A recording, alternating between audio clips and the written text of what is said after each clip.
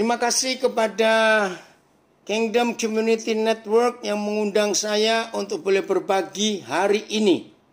Dan kepada semua saudara-saudara dimanapun saudara berada, baik di Indonesia maupun di luar negeri, kita belajar bersama-sama. Puji Tuhan, tema kita sangat menggegerkan. Hari ini ketika diposting ke Facebook, Instagram, lalu kepada beberapa grup WhatsApp, pertanyaannya semuanya sama. Awalnya pertanyaan, kok bisa orang tersesat dalam gereja? Nah, tema ini betul-betul mengagetkan banyak orang. Terima kasih kepada hamba Tuhan, Bapak Pendeta Ricky Seman, yang memilih tema ini buat kita belajar. Saudara, tema ini sulit untuk dipercayai. Saya berkata, tema tersesat di dalam gereja itu sulit untuk dipercayai. Mengapa? Ada dua hal. Yang pertama, gereja bisa membuat orang sesat. Bisa. Sebab kita tahu, ini ada yang komen dari Manokwari, karena gereja itu jendelanya banyak. Oke. Nah, saudara, kenapa bisa tersesat di dalam gereja? Gereja kok menyesatkan? Perhatikan. Karena secara garis besar ada dua jenis gereja. Saya ulangi. Secara garis besar ada dua jenis gereja. Nah, tapi saya nggak mau diskusi masalah jenis gereja ini. Saya hanya menyampaikan supaya kita tahu gereja yang mana yang bisa membuat orang tersesat di dalamnya. Dari dua jenis gereja ini, satu, gereja yang adalah gereja Tuhan. Nah, bagaimana kita bisa mengetahui itu gereja Tuhan atau tidak? Gampang. Kalau saudara baca Wahyu 21 ayat 3 dan ayat 4. Berkata demikian. Ya, ini gereja yang dari Tuhan. Wahyu 21 ayat 3 dan ayat 4. Ya, semuanya buka Alkitab, saya akan baca untuk saudara. Nah, gereja yang ini nggak mungkin menyesatkan. Karena datang dari Tuhan. Ya, lihat Wahyu 21 ayat 3 dan 4. Jelas sekali. Maaf, mulai ayat 2, 3 dan 4. Ya. Dan aku melihat kota yang kudus, Yerusalem baru, yang turun dari surga. Ini gereja turun dari surga, dari Tuhan, bukan dari manusia. Dan konsep gereja ini adalah yang berhias bagaikan pengantin perempuan yang berdandan untuk suaminya. Semua kita pasti tahu siapa pengantin perempuan yang berdandan berhias dalam kekudusan untuk suaminya. Ya jelas gereja. Dan siapa suaminya? Ya jelas Tuhan Yesus Kristus.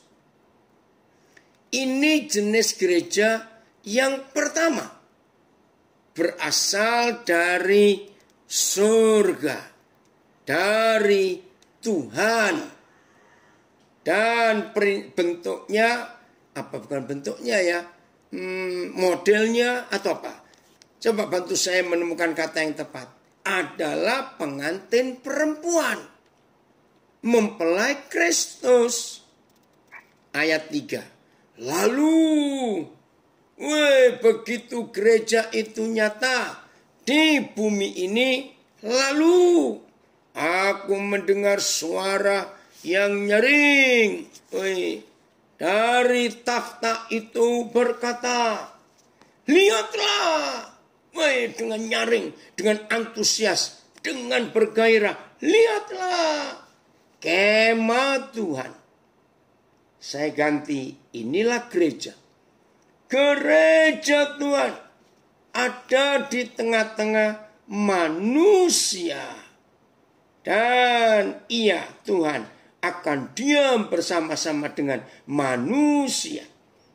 Manusia-manusia itu akan menjadi umatnya. Dan Tuhan akan menjadi Tuhan mereka. Ini tipe gereja yang pertama. Dan tidak mungkin menyesatkan. Karena ada dua ciri, dua kriteria. Satu, turun dari surga, dari Tuhan. Dua, berhias pakai pengantin perempuan yang berdandan untuk suaminya. Nah ini, terima kasih hamba Tuhan adik saya ini dari Tawangmangu, Pramono Limanto. Terima kasih dukungannya. Jadi cirinya ada dua, gereja yang dari Tuhan dan ini pasti tidak akan menyesatkan. Turun dari surga, bukan dari kantor sinode. Maaf saya berkata. Dari Tuhan, bukan dari pendiri denominasi itu, bukan. Lalu yang kedua, modelnya, kiprahnya, identitasnya, bentuknya adalah pengantin perempuan yang berhias untuk suaminya. Nah, begitu gereja ini ada di dunia, maka ciri yang ketiga ada di ayat 3. Apa itu? Gereja itu ada di tengah-tengah manusia. Tolong perhatikan, manusia di ayat 3 Wahyu 21 itu bukan saudara, bukan saya. Bukan. Kita ini gerejanya itu. Manusia di ayat 3 itu adalah orang-orang di sekitar kita yang belum kenal siapa Tuhan. Begitu Bapa di surga menemukan gerejanya, pengantin perempuannya, yaitu saudara dan saya, maka Yahweh Tuhan pindah dari surga ke bumi. Maka itu saya pernah baca, cuma saya lupa dalam terjemahan apa kalimat ini. Ia, ya masih ayat 3, ia akan diam bersama-sama dengan manusia. Nah, kata diam ini disebut ia berdomisili. Nah, kata domisili itu artinya pindah. Wih, saudara, begitu Bapa di surga tahu di dunia ada gereja yang berasal dari surga, dari Tuhan sendiri, dan identitas gereja itu adalah mempelai perempuan, yaitu gerejanya, baru Papa akan pindah berdomisili di dunia, diam berdomisili di antara manusia, lalu manusia-manusia yang banyak itu menjadi umatnya, dan Tuhan jadi Tuhan mereka. Lah gerejanya itu adalah kita. Dan apa yang terjadi kalau ada gereja yang seperti ini? Begitu di dunia ada gereja yang seperti ini, ayat 4. Betul, ini rekan saya, Ibu Tina Priyatna, luar biasa, betul. Lihat ayat 4. Saya ulangi lagi. Kok bisa orang tersesat dalam gereja? Masa gereja menyesatkan? Nah, saya katakan, ada dua jenis gereja. Gereja yang pertama sedang kita bahas. Dari Wahyu 21 ayat 2, 3, dan 4. Nah ini gereja tidak menyesatkan.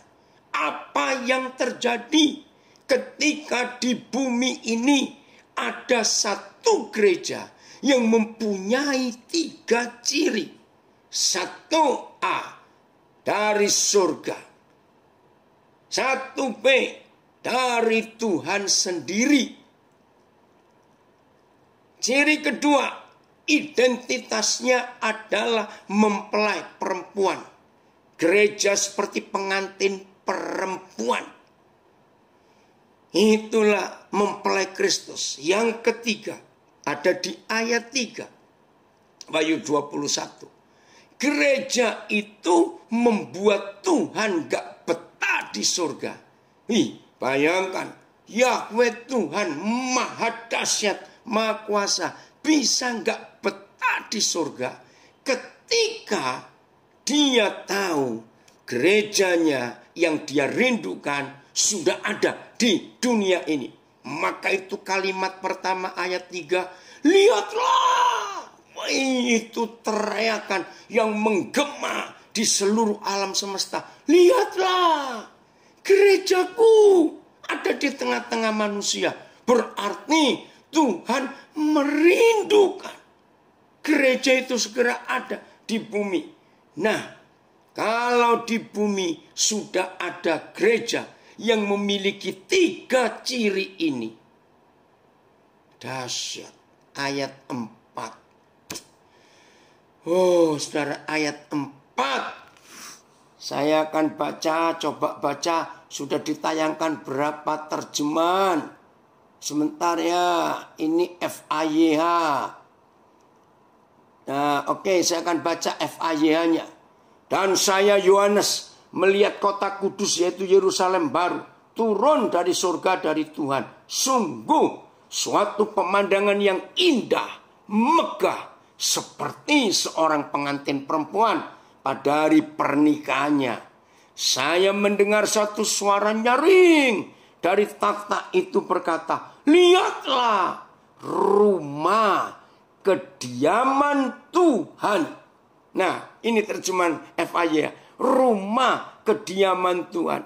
Kalau saudara punya NLT, New Living Translation, disebutkan di God's home, rumah Tuhan, rumah kediaman Tuhan. Sekarang berada di tengah-tengah manusia.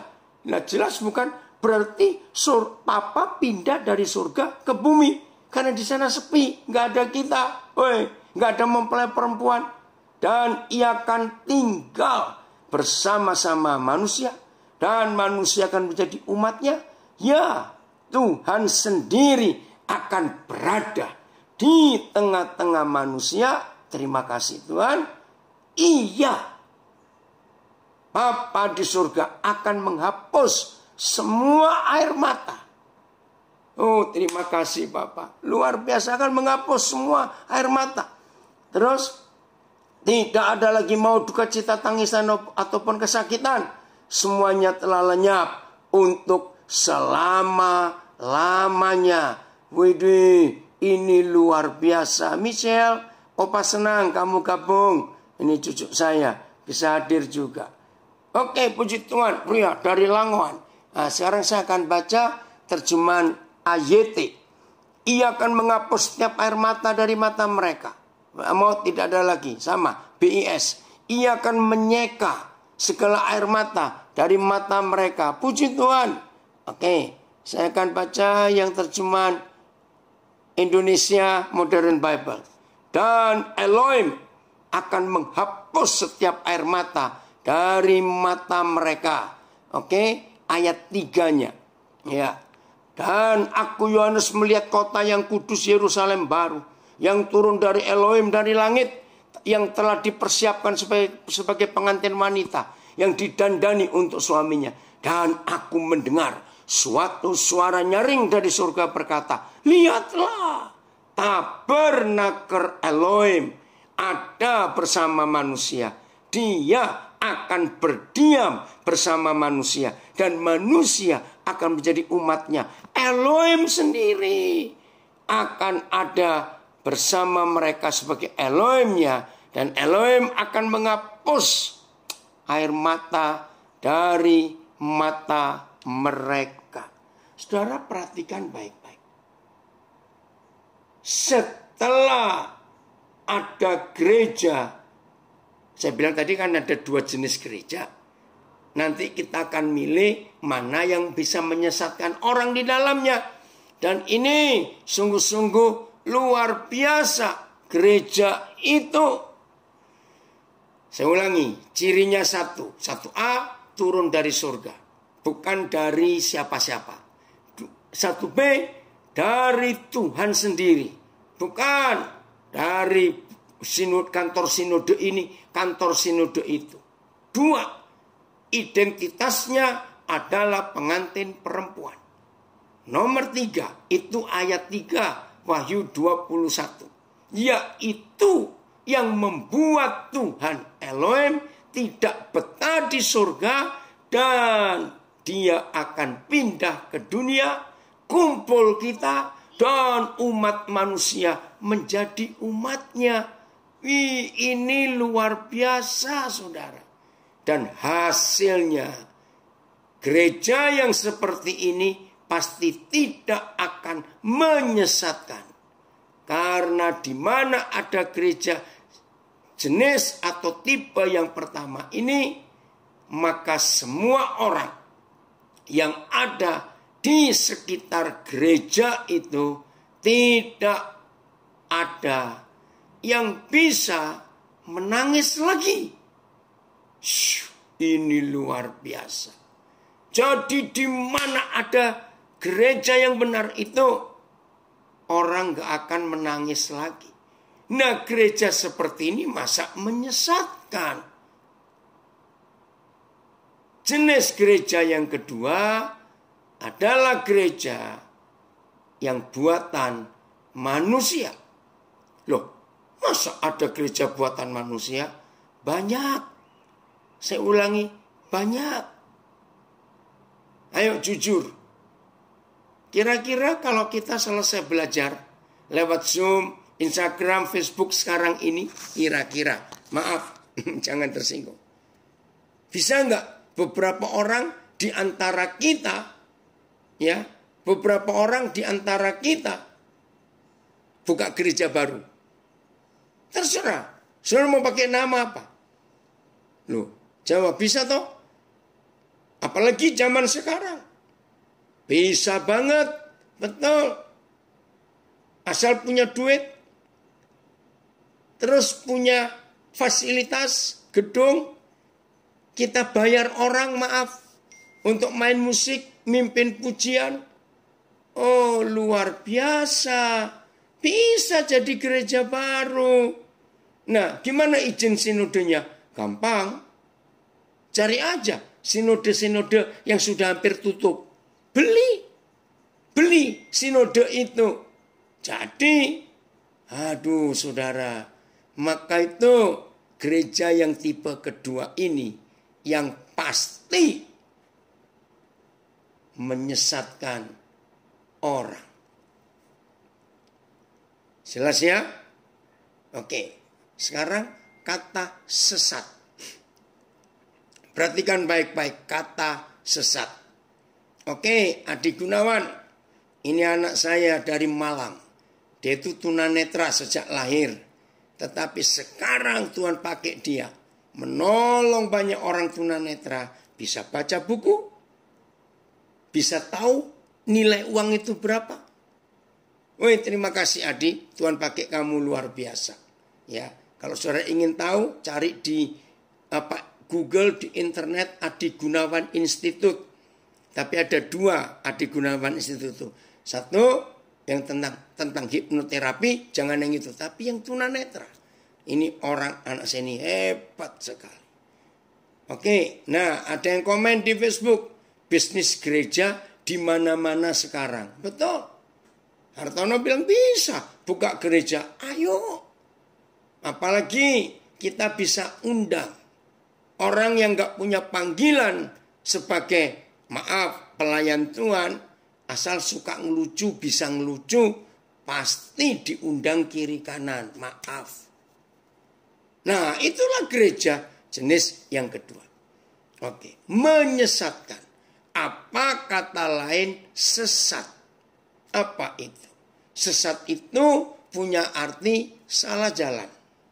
Oke, ada lagi sesat itu salah tujuan. Sudah salah jalan, salah tujuan, salah sasaran. Nah, biasanya orang sesat itu pasti bingung. Maka itu dalam hidup kita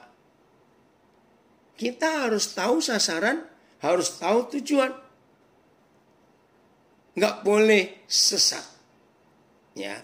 Nah, kok bisa di dalam gereja? Maaf, kejerumus. Betul. Ini Eko, anak saya ini. Betul, kejerumus. Nah, saudara, orang sesat itu karena dua hal. Saya ulangi, orang sesat itu karena dua hal. Satu, ada yang menyesatkan, maka itu sampai sesat. Kedua, salah melihat rambu-rambu. Ya, salah melihat peta atau GPS. Ada komen ini dari Gorontalo ya, Jakarta. Bisnis gereja cukup menjanjikan.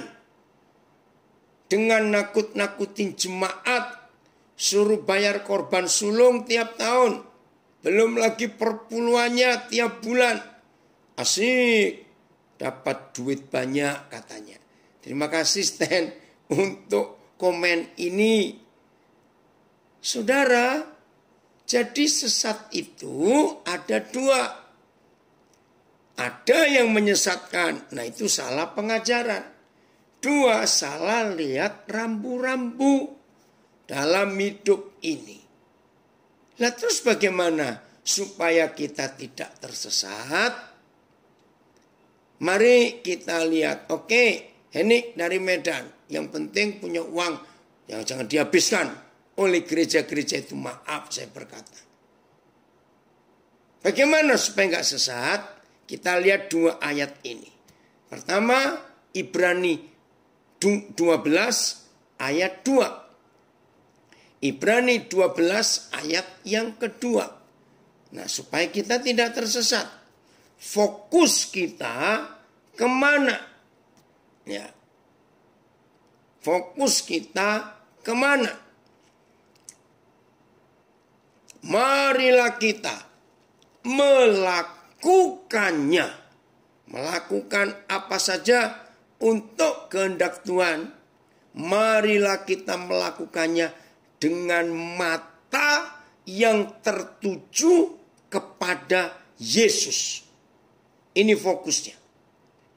Mata tertuju kepada Yesus yang memimpin kita dalam iman. Nah, ada kata memimpin. Berarti kalau yang memimpin kita itu Tuhan Yesus, pasti nggak bisa tersesat. Aduh, luar biasa ini saudara. Maka itu penting sekali dalam hidup kita. Fokus kita ke Tuhan Yesus. Terjemahan AYT, biarlah mata kita tertuju kepada Yesus, Sang Pencipta dan Penyempurna iman. BIS, hendaklah pandangan kita, wow luar biasa, hendaklah pandangan kita tertuju kepada Yesus, sebab dialah yang membangkitkan iman kita. Oke, puji Tuhan. Nah, jadi mata kita, fokus kita kepada Yesus. Saudara boleh dekat dengan seorang hamba Tuhan yang dipakai Tuhan, boleh. Tapi fokus kita bukan ke hamba Tuhan itu, tapi ke Tuhan Yesus. Perhatikan itu baik-baik. Ya, ayat yang kedua, Efesus pasal 4, ayat yang ke-16. Efesus pasal 4, ayat yang ke-16. Oh, terima kasih Bapak. Nah, kalau hidup ini tahu sasarannya, tahu fokusnya, tahu targetnya, tahu tujuannya, maka kita nggak akan bisa tersesat. Ya. Oh, coba ayat yang ke-14. Maaf, saya salah. Efesus 4, satu terjemahan 14, 15, 16. Ya, lihat. Bagian kedua, puji Tuhan Pita, ikut gabung. Ayat 14 mulai. Nah, ini gereja yang tidak menyesatkan dan jemaat nggak akan bisa tersesat. Ya, sehingga kita bukan lagi anak-anak yang diombang-ambingkan oleh rupa-rupa angin pengajaran. Oh Tuhan, tolong ini. Perhatikan kalimat berikut. Sudah usianya, hidup rohaninya masih seperti anak-anak, gampang diombang-ambingkan karena nggak punya fokus, masih anak-anak. Ini loh pemimpin-pemimpin yang jahat oleh permainan palsu manusia dalam nama Yesus. Saya harap nggak ada yang marah kalau saya sebut langsung. Siapa manusia di ayat 14 Efesus 4 ini yang bisa mengombang-ambingkan jemaat yang masih anak-anak itu? Ya jelas, para pribadi yang menyebut diri gembala, hamba Tuhan, pengkhotbah,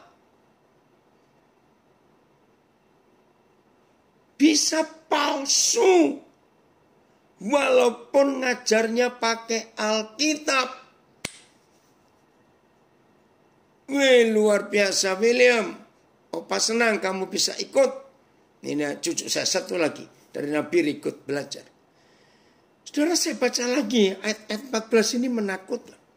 Sehingga kita bukan lagi anak-anak yang diombang-ambingkan oleh rupa-rupa angin pengajaran, oleh permainan palsu manusia dalam kelicikan mereka yang menyesatkan. Gila ini saudara. Saudara perhatikan. Siapa manusia-manusia yang punya permainan palsu dan licik? Maaf. Itulah orang-orang hamba-hamba Tuhan palsu. Maaf saya berkata. Disesatkan kemana? Ayat 15. Seharusnya. Nah, kata tetapi saya ganti. Seharusnya. Saudara dan saya dan semua jemaat, perhatikan. Dengan teguh. Dengan kokoh. Ayat 15 Efesus 4. Dengan kuat. Ini dia. Nah, ini ada yang tanya, bagaimana gembala selingkuh dan masih mengembalakan? Ya cepat keluar dari situ. Nggak usah ngurusin dia. Biarin jemaatnya aja keluar. Oh, sudah jelas gembalanya selingkuh. Ya. Terus nggak pernah membereskan. Tinggalin aja. Masih ayat 15 ya. Dengan teguh, dengan kuat, dengan kokoh. Berpegang kepada kebenaran di dalam kasih. Nah, ini cirinya. Jadi yang pertama tadi, supaya tidak tersesat, saudara fokus mata kepada Yesus yang memimpin kita di dalam iman dan kepada iman. Hal yang kedua, saudara dan saya harus bertumbuh di dalam segala hal. Dalam segala hal. Ke arah dia. Siapa dia? Kristus yang adalah kepala. Nah, saya gabung. Jadi supaya tidak tersesat dan tidak disesatkan, maka kita semua fokus mata kita kepada Yesus. Bukan pada pendeta A, hamba Tuhan B, pengkhotbah C. Tidak. Silakan bersahabat, berteman ya dengan hamba-hamba Tuhan, silakan. Tapi fokusnya bukan kepada manusianya, tapi kepada Yesus. Lalu yang kedua di Efesus 4 ayat 15 ini. Dalam segala hal bertumbuh ke arah Kristus yang adalah kepala. Jadi tidak boleh dibawa kepada hidup si hamba Tuhan. Ada yang tanya di Instagram, jadi siapakah yang dapat mengingatkan para pengajar palsu tersebut? Justru ini masalahnya. Saya baca pertanyaan di Instagram. Jadi siapakah yang dapat mengingatkan para pengajar palsu tersebut? Jawabannya, orang-orang seperti itu tidak bisa diingatkan. Karena dia sudah kerasukan roh jahat yang selalu menganggap dirinya benar. Dari banyak pengalaman saya bertemu dengan hamba Tuhan yang tadinya baik, akhirnya menyesatkan, susah diberitahu. Nah, sikap. Yang penting sikap kita yang yang sedang dipimpin oleh hamba Tuhan seperti itu dan tahu cepat keluar. Jangan lama-lama. Itu mengerikan nanti. Akan menyesatkan lebih jauh lagi. Perhatikan itu baik-baik. Oke? Jadi ini dia. Maaf. Ya ada yang tanya. Bagaimana tanggapannya jika seorang pelayan gereja melayani di mimbar sedang rumah tangganya tidak baik? Satu, laporkan kepada pimpinannya, ya. Dan kedua, cepat keluar dari situ. Bergabung, cari komunitas yang lain. Oke, masih ayat 15 belum selesai. Efesus 4, kita lihat ini saudara. Jadi saya ulangi lagi, arahnya kemana? Ya. Saya baca lagi ayat 15. Dengan teguh supaya enggak gampang diombang-ambingkan oleh angin rupa-rupa pengajaran, oleh permainan palsu manusia dalam kelicikan mereka yang menyesatkan, supaya tidak bisa diombang-ambingkan, dengan teguh, dengan kokoh, dengan kuat, ya, berpegang kepada kebenaran di dalam kasih. Kita bertumbuh di dalam segala hal ke arah Dia, yaitu Kristus yang adalah kepala. Ayat 16. Daripadanya lah seluruh tubuh rapi tersusun, diikat menjadi satu oleh pelayanan semua bagiannya sesuai dengan kadar pekerjaan tiap-tiap anggota, menerima pertumbuhannya dan membangun dirinya di dalam kasih. Nah, Efesus 4 ayat 16. Tolong perhatikan. Inilah model gerejanya Tuhan Yesus. Ya, ayat 16. Nah, saudara, ada di gereja mana saja, perhatikan ayat 16 ini. Paling gampang untuk mendeteksi, untuk mengetahui, untuk memberi penilaian. Gereja yang saya ikuti itu gerejanya Tuhan atau gerejanya si hamba Tuhan. Itu ayat 16 ini. Yaitu, kalau pemimpin gereja itu membawa semua orang, anggota jemaatnya, semua orang yang Tuhan serahkan ke bawah kepemimpinannya, dan pemimpin itu, gembala itu, hamba Tuhan itu nggak susah. Ini ada yang komen, wah susah ya, jika hamba Tuhan tidak benar yang kita ingatkan nanti dikutuk. Nggak usah takut, kutuknya nggak mempan, ya tinggalkan saja, ya gabung, cari komunitas yang lain, ya nggak usah tetap di situ.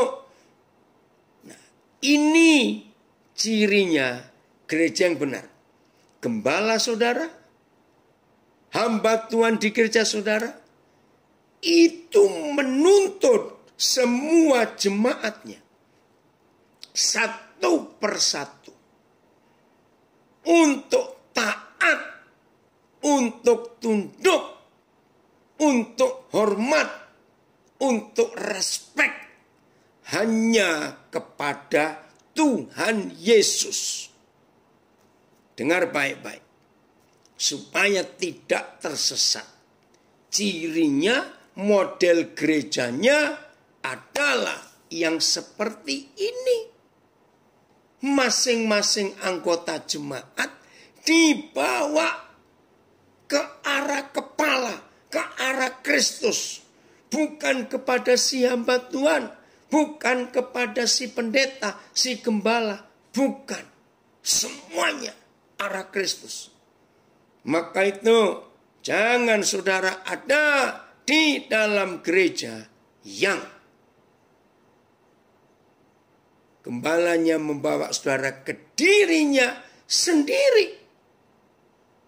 Apalagi kalau sampai ngutuki. Apalagi kalau sampai berkata, hati-hati loh, pengajaran yang lain, hanya aku yang benar. Wah, itu sudah jelas sesat. Kenapa? Karena Roh Kudus dan Tuhan Yesus tidak akan pernah, ya, tolong perhatikan baik-baik.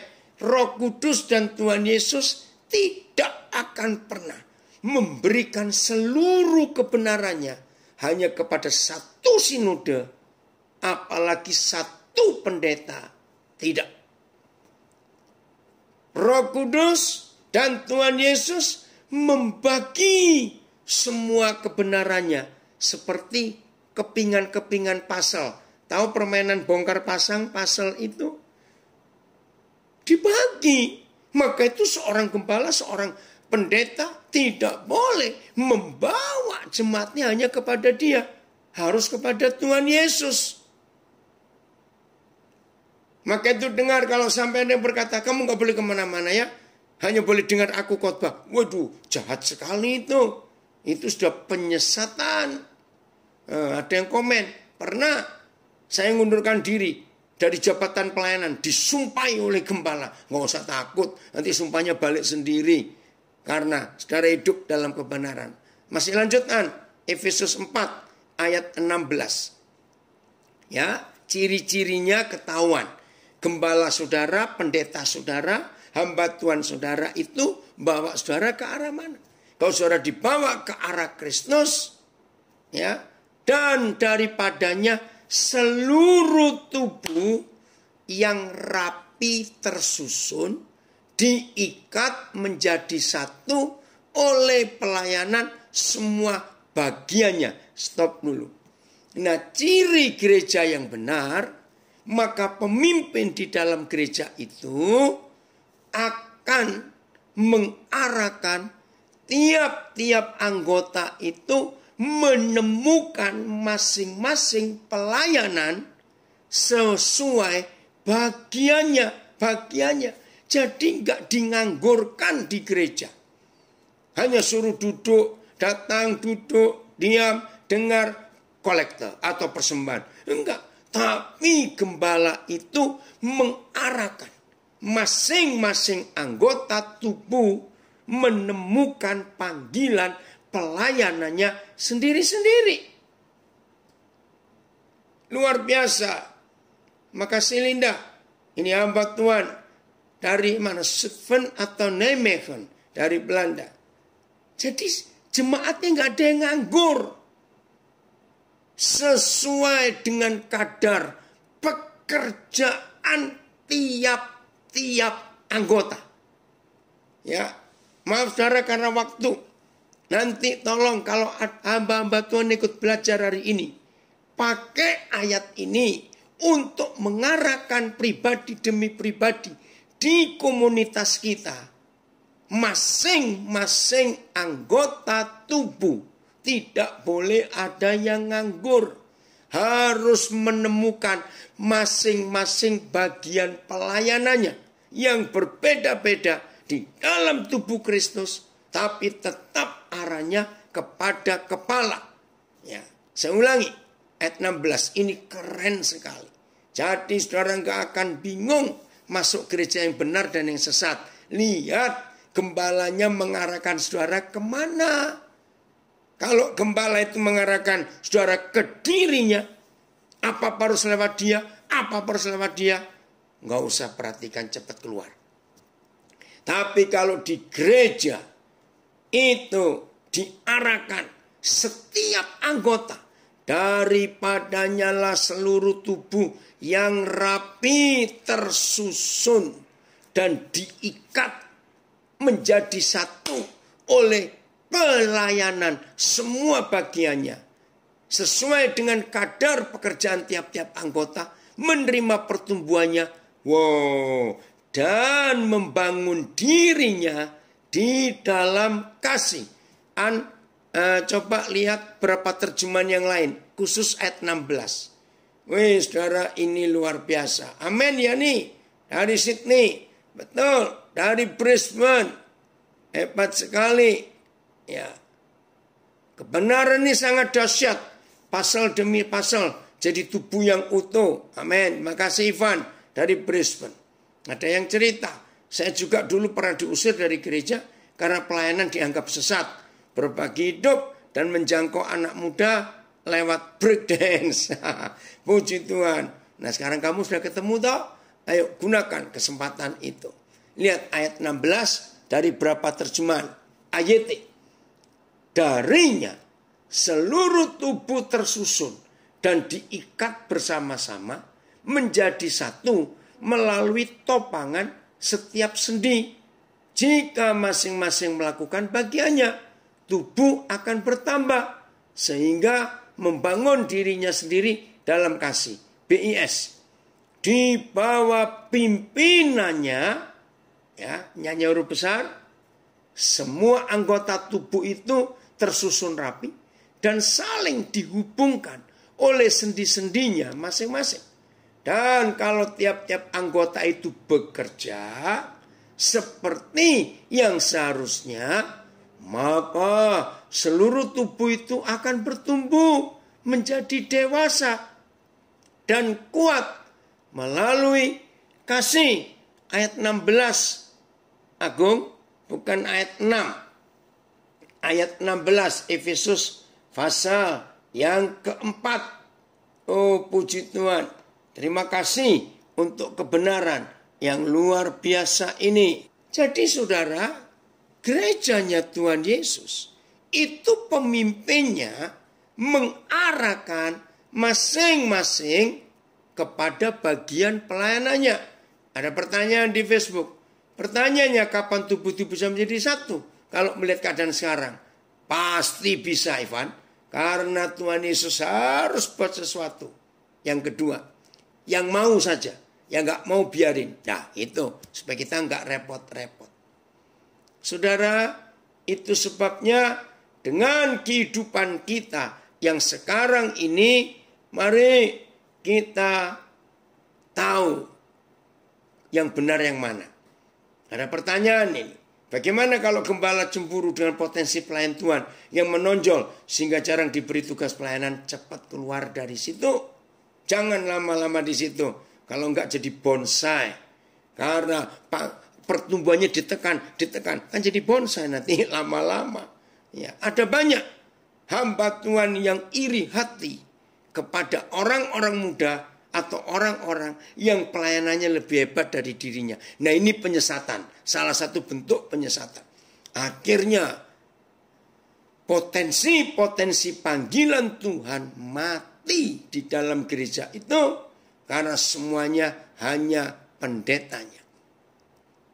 Nah, ngeri sudah banyak terjadi. Kalau si pendeta meninggal, yakin bubar langsung gerejanya.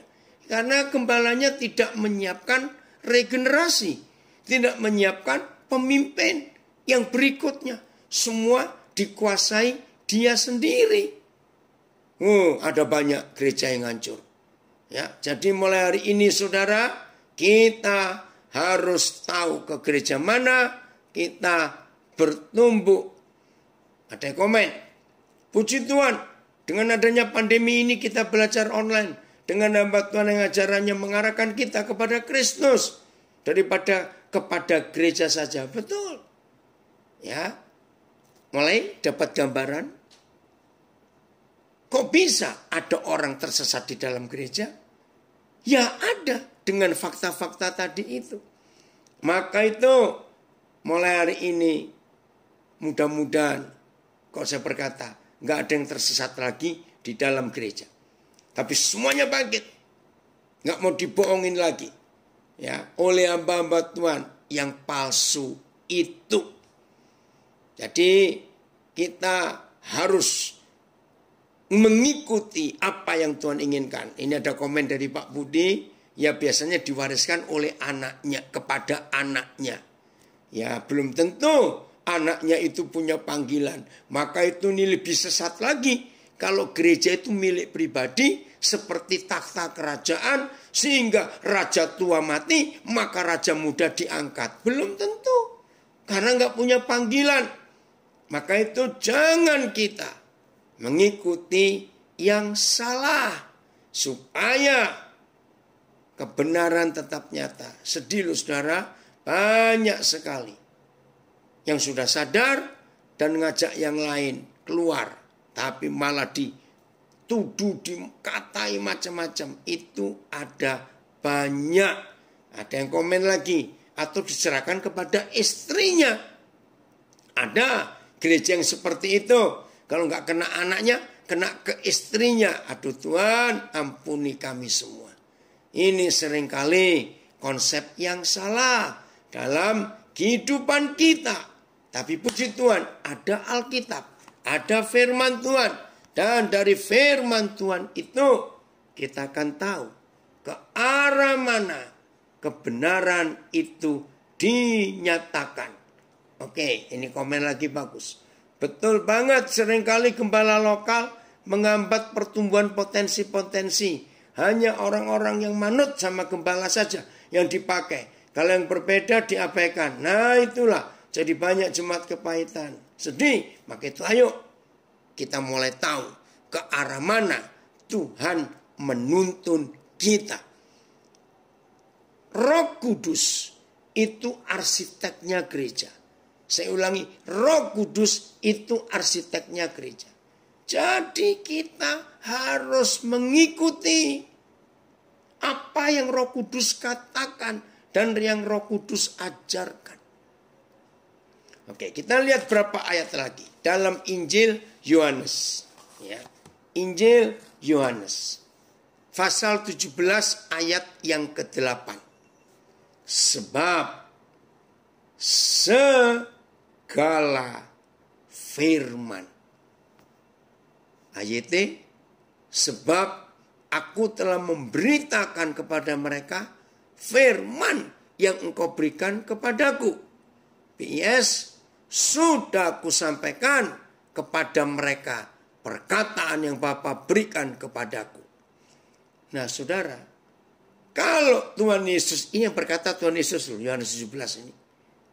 Sebab segala firman yang engkau Bapa sampaikan kepadaku Yesus telah aku sampaikan kepada mereka.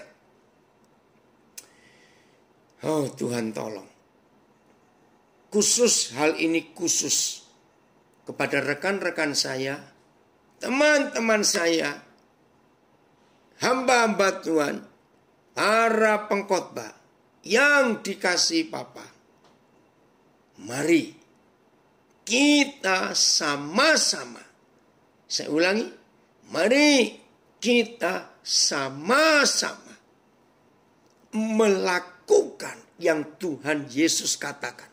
Supaya sebagai pemimpin-pemimpin yang dipanggil dan dipilih oleh Tuhan, kita tidak menyesatkan orang di dalam gereja. Tuhan tolong kami, lindungi kami, supaya kami tidak jadi penyesat di dalam gereja, dalam nama Yesus. Kapan, bila mana seorang hamba Tuhan seperti kita-kita ini tetap benar dan tidak menyesatkan jemaat, yaitu apabila kita menyampaikan segala firman yang kita dapat dari Bapa di sorga. Jadi harus murni pengajaran kita. Tidak boleh campur dengan filosofi, dengan doktrin. Maafkan saya tidak bisa respect. Maaf ya. Saya nggak bisa percaya kepada pengkhotbah, khotbah lo ya, bukan memberi seminar umum, ini khotbah. Tapi di dalam khotbah itu dia menyebut mengkhotbahkan buku-buku. Nah ini loh masalahnya. Walaupun itu buku rohani. Kan banyak bukan buku rohani Kristen. Dari pengarang ini, penulis ini. Dari doktrin tahun 1500, 1600, 1700. Banyak. Maaf. Saya nggak bisa respect. Saya nggak bisa terima. Kalau ada pengkhotbah. Sudah khotbah cuma 30 menit, 40 menit. Buku yang disampaikan. Saudara pengarang ini. Tahun sekian dia nulis. Habis. Baca lagi, khotbah lagi. Buku yang berikut begini, saudara. Sudah 2 buku dikhotbahkan. Buku ketiga. Mana firmannya? Maaf ya saudara. Begini konsep saya. Alkitab yang ada saja. Tidak habis-habis kita sampaikan kepada jemaat. Nggak habis bukan? Ingat loh, tahun ini nanti Agustus saya mensyukuri 49 tahun saya khotbah. Nggak habis-habis. Ngapain kita tambah dengan buku-buku karangan manusia? Maafkan saya. Maka itu rekan-rekan hamba Tuhan. Supaya kita tidak menyesatkan jemaat di dalam gereja. Saudara dan saya para pengkhotbah, gembala, hamba Tuhan, pemimpin. Harus menyampaikan segala firman. Yang kita dapat murni dari Bapa di surga lewat kuasa Roh Kudus. Segala firman. Jangan main-main. Yohanes 16 ayat 13. Siapa yang mampu memimpin kita? Betul, Ernie, gak habis-habis kita khotbahkan ini. Yohanes 16 ayat 13. Siapa yang mampu membuat kita para hamba Tuhan, pengkhotbah, gembala, pemimpin ini bisa mengetahui segala firman? Gak usah takut. Bukan sekolah teologi, bukan. Tetapi apabila ia datang, yaitu roh kebenaran, ia akan memimpin kamu. Ini luar biasa. Ke dalam seluruh kebenaran. Terjemahan AYT. Namun, ya back to the Bible. Betul. Namun, ketika dia, roh kebenaran itu datang, dia akan membimbingmu ke dalam semua kebenaran. Utuh, the whole truth. BS. Tetapi kalau roh itu datang, yaitu dia yang menyatakan kebenaran tentang Tuhan, kalian akan dibimbingnya untuk mengenal seluruh kebenaran. Luar biasa ini. Mengenal seluruh kebenaran. MELT. Namun bila mana roh kebenaran itu telah datang, dia akan memimpin kamu ke dalam seluruh kebenaran. Wih, saudara, inilah yang Tuhan ingin atas kehidupan kita. Jadi dipimpin ke dalam seluruh kebenaran. Benar-benar. Dan akhirnya Roh Kudus menyuruh saya diam di rumah. Saya dibilang sesat dan akhirnya pandemi. Oh, terima kasih Tuhan. Kebenaran janji nyata. Pembahasan ini jelas, luar biasa. Haleluya. Puji Tuhan. Kalau kita betul-betul mau melakukan, sulit memang menerima. Kalau ada dari antara jemaat yang pelayanannya lebih bagus dan pengaruhnya lebih besar dari gembalanya, dianggap saingan baru. Ya itulah, ini yang Tuhan nggak ingin. Mohon maaf Bapak, ada yang tanya. Bukankah untuk mencari kebenaran akan Tuhan dan kasih dalam Tuhan bisa berupa kesaksian dan kemungkinan ditulis dalam banyak buku-buku lain? Maaf. Itu betul. Tapi itu tidak dikhotbahkan dan tidak diajarkan. Kenapa? Karena setiap kesaksian yang dialami sebagai mujizat oleh setiap orang itu tidak berlaku untuk orang-orang lain. Karena Papa bekerja lewat kita beda-beda. Ya, saya nggak tahu siapa ini David Guntoro, tapi di Instagram dia tanya. Saya ulangi, mohon maaf Bapak, bukankah untuk mencari kebenaran akan Tuhan dan kasih dalam Tuhan bisa berupa kesaksian dan kemungkinan ditulis dalam banyak buku-buku lain? Enggak. Maaf ya Pak David, kebenaran hanya Alkitab. Bukan buku-buku lain, walaupun itu buku rohani. Kesaksian, saya percaya ada banyak kuasa Tuhan bekerja dalam hidup setiap orang. Tapi apa yang dialami oleh orang itu belum tentu terjadi di hidup kita. Karena Papa punya banyak cara. Nah Pak David dengar ya, apalagi banyak kesaksian pengkhotbah membuat luka hati jemaat. Oh saudara, saya dapat berkat mobil saudara. Padahal saya sudah punya 2 mobil. Nah itu yang menyakitkan. Yang lain aja 1 mobil aja nggak punya. Ini punya 3. Maaf saudara, karena setiap pagi jam 4 itu bangun untuk berdoa pagi, maka usaha saya diberkati. Percaya enggak?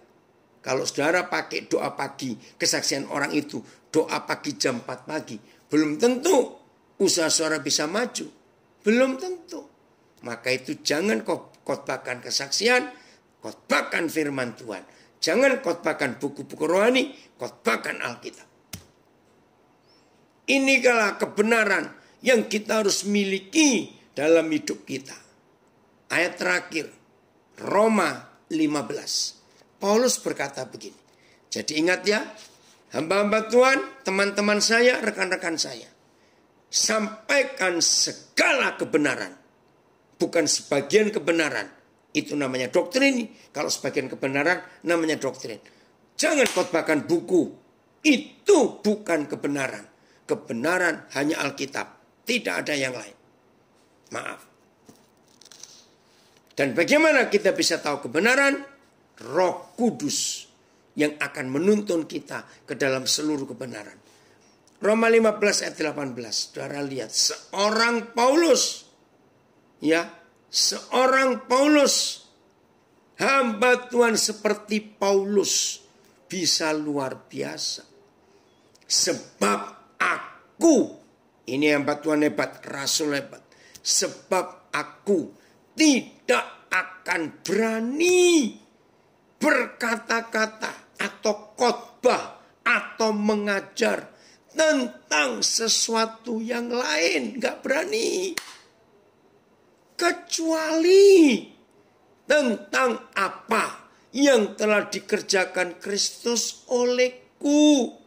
Yaitu untuk memimpin. Hai para pemimpin, para gembala, para pendeta, para pengkhotbah. Hidupi firman ini. Saya ulangi lagi, jangan khotbah sembarangan, jangan ngajar sembarangan, jangan asal bicara, sebab aku tidak akan berani berkata-kata tentang sesuatu yang lain. kecuali tentang apa yang telah dikerjakan Kristus olehku, yaitu untuk memimpin bangsa-bangsa lain, untuk memimpin jemaat, orang-orang yang Tuhan percayakan kepada kita, untuk memimpin mereka satu kepada ketaatan. Bukan taat kepada kita, tapi taat kepada Tuhan Yesus, Gembala Agung. Bagaimana memimpinnya? Oleh perkataan dan perbuatan. Jadi enggak cuma khotbah. Maka itu ada istilah Jawa, ojo koyo gajah dibelangkoni. Apa itu? Orang pinter khotbah, ora iso ngelakoni. Bisa khotbah, enggak bisa menjalani. Tapi Paulus dalam penyampaian segala kebenaran itu memimpin orang-orang, memimpin jemaat kepada ketaatan. Oleh perkataan kita, khotbah-khotbah kita, tapi juga oleh perbuatan kita. Jangan cuma dikhotbahkan, tidak dilakukan. Ayat 19. Oh Albert, terima kasih. Daja, apa kabar kamu? Oke ya, lihat ayat 19. Oleh kuasa, tanda-tanda, oleh mujizat-mujizat, dan ini kesimpulannya, oleh kuasa Roh Kudus. Demikianlah dalam perjalanan keliling dari Yerusalem sampai ke Ilirikum. Nah, ini konsep penting. Aku telah memberitakan sepenuhnya Injil Kristus. Saya baca dulu 20, nanti ayat 19 Papa minta berapa terjemahan? Ayat 20. Ini yang saya pegang sampai hari ini. Kenapa saya nggak mau mendirikan gereja yang organisasi? Karena ayat ini. Ayat 20, Roma 15. Dan dalam pemberitaan Injil itu, aku menganggap sebagai kehormatanku bahwa aku tidak melakukannya di tempat-tempat di nama Sendrato ya, terima kasih ya, saogol untuk berkat Tuhan ya. Dan dalam pemberitaan itu aku menganggap sebagai kehormatanku bahwa aku tidak melakukannya di tempat-tempat di mana nama Kristus telah diberitakan orang, supaya aku jangan membangun di atas dasar yang telah diletakkan orang lain. Jadi saya tidak mau bangun gereja kalau di tempat itu sudah ada gereja. Maka kalau saya balik Roma 15 ayat 20, ini salah satu model penyesatan di dalam gereja. Oh ngeri saudara. Banyak hamba Tuhan tidak terhormat. Karena hobinya buka cabang gereja di kota-kota, di tempat-tempat yang sudah ada gereja. Hamba Tuhan seperti itu tidak terhormat menurut Roma 15 ayat 20. Jadi kalau sudah ada gereja di tempat itu, nama Kristus sudah diberitakan di situ dan sudah ada, kita nggak boleh nambahin lagi. Cari tempat yang kosong. Maka itu kenapa pendeta-pendeta keroyokan di Kelapa Gading semuanya, di BSD semuanya. Aduh, kenapa nggak ke Aceh sana yang masih kurang? Ngerti nggak ini? Saudara, maka itu penting supaya kita, ya ujung-ujungnya duit lagi, terhormat. Oke kan, 5 terjemahan di ayat 19-nya. Saya mau cari kata sepenuhnya Injil Kristus. Berarti ada jemaat, ada pengkhotbah yang tidak mengkhotbahkan Injil yang sepenuh. Aan masih di situ? Roma 15 ayat 19. Ya. Kalau misalnya gereja itu lokasinya jauh dari tempat kita, Misalnya 5 kilometer, walaupun masih satu kota. Apakah boleh? Nah, zaman sekarang, ini ada pertanyaan di Instagram, percuma bangun gereja gedung, gereja kebaktian. Pandemik, nggak boleh. Lebih baik kita bangun komunitas. Oke, Roma 15:19 ayat. Melalui kuasa tanda-tanda ajaib dan mukjizat-mukjizat, melalui kuasa Roh Tuhan, sehingga dari kota Yerusalem dan sampai ke seluruh Ilirikum, aku sudah memenuhi pelayanan Injil Kristus. Hanya memenuhi. PIS. Sampai itu semuanya itu oleh kuasa Roh Tuhan. Kabar baik tentang Kristus sudah saya beritakan. Oh, kabar baik. MILT memberitakan sepenuhnya Injil Kristus.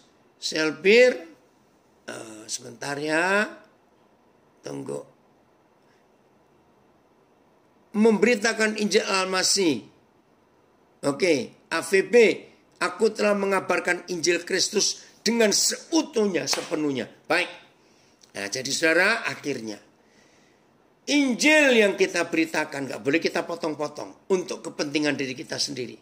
Tapi harus Injil yang penuh, yang utuh, yang lengkap. The whole truth. Ya. Kebenaran yang sempurna. Oh, luar biasa Tuhan kita kalau kita mau ikuti. Jadi gak akan ada penyesatan dalam gereja. Baik kita, para pengkhotbah maupun jemaat. Mari sama-sama bertumbuh dewasa ke arah Kristus. Tuhan Yesus memberkati kita semuanya. Jadilah pelaku